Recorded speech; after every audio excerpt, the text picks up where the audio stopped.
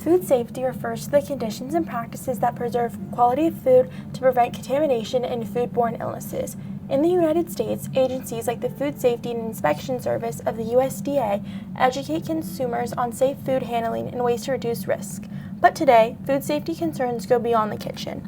Many foods today raise serious health concerns, including higher pesticide residues, processed products with controversial additives, and a growing number of recalls due to contamination. The right to live means more than simply surviving. It means having access to food that is safe to eat.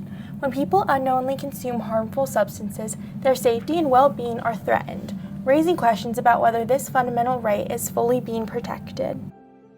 According to consumer safety research, more than 10,000 chemicals, some of them potentially toxic, are allowed in foods like cereals, snacks, meat, and other everyday products sold in the United States. Many additives are used to improve appearance, extend shelf life, or enhance flavor. These include artificial dyes and preservatives that are often at the center of food safety debates. In 2024 alone, there were nearly 300 food recalls in the United States. These recalls were linked to almost 1,400 illnesses. Hundreds of people were hospitalized and several lost their lives, numbers that doubled compared to the previous year. These aren't just statistics. They represent real people, real families, and preventable harm. As Secretary Kennedy mentioned, America is in the middle of the worst chronic health crisis in our nation's history.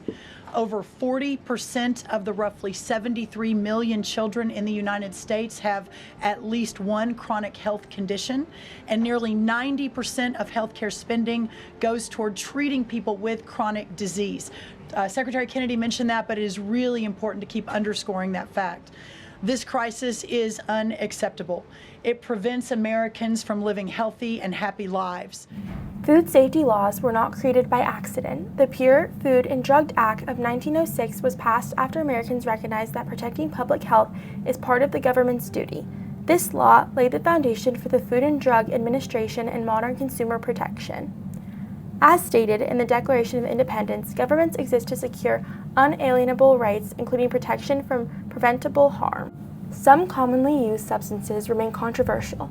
For example, the herbicide 2,4-D was classified as possibly carcinogenic to humans by the World Health Organization.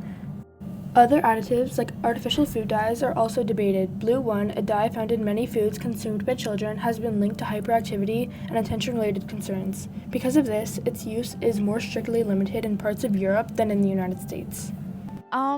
I try not to read the bag normally, but my mom has told me that there's a lot of dyes in it. I never read the back.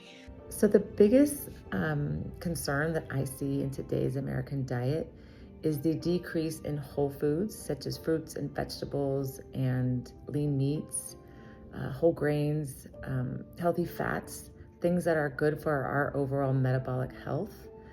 And it's being replaced with ultra-processed foods, which are foods that are really high in sugar, sodium, unhealthy fats, and they're really low in nutritional value. They don't have much in the way of protein or fiber or micronutrients.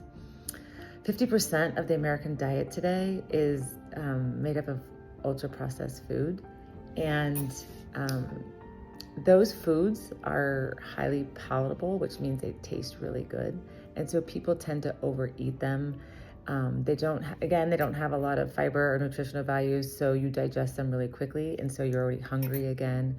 They make your sugar levels rise really quickly and drop, which it's hard on your body from the insulin perspective, and it leads to obesity. Obesity is the leading cause of heart disease, diabetes, and strokes in this country. So when we are not eating whole foods that are good for our metabolic health and our gut health, and eating processed food in its place, it's just really unhealthy for Americans. The Declaration states that governments derive their power from the consent of the governed. That consent depends on trust, and trust depends on protection. When safety standards fall behind science or enforcement fails, people begin to feel their rights are no longer fully protected. A hearing now on the safety of the nation's food supply. Congressional investigators report on food safety inspections in China and the United States. Other witnesses include industry and government officials. This is 4 Hours.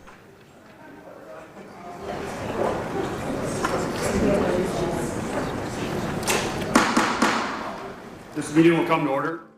As we approach 250 years since the Declaration of Independence, the promise of the right to live still depends on something very basic: what we eat. Protecting food safety is one way our nation can continue to uphold the values its founders declared. America has an obligation to make its food as safe as possible for its citizens. The next 250 years depend on awareness, action, and responsibility.